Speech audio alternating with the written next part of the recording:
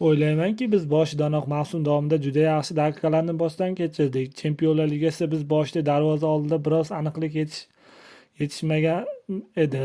O'yinchilar buni juda tez hal qilishdi va raqamlar shuni ko'rsatadiki, bu ajoyib mavsum bo'ldi. Biz juda barqaror bo'lgan mavsum o'tkazyapti. Shuning uchun biz ikkinchi o'rindagi jamoada 19 ochko oldindamiz. Fransiya ligasi oson liga emas. Garchi hamma buni oson desa, bu yolg'on va men buni raqib murabbiylar bilan gaplashganda tasdiqlay olaman. Bu jismoniy liga, bu juda yaxshi o'yinchilarga ega liga va shuning uchun ham biz Fransiya jamoalarining Yevropada raqobatlashayotganini ko'ra oldik va biz buni ko'rishda davom eta oldik yanvar oyidan beri. Lekin menimcha jamoa hal qiluvchi va juda muntazam, juda barqaror va shu ma'noda men o'zimni maydonlarda nima kutayotganini va o'zimni jamoa uchun bag'ishlayotganimni bilyapman. Shuning uchun bu haqida hukm qila olmayman.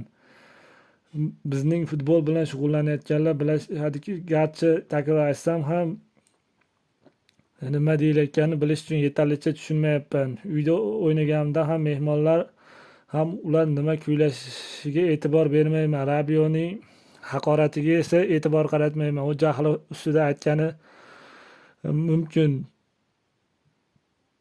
Men e'tiborimni bajarishim kerak bo'lgan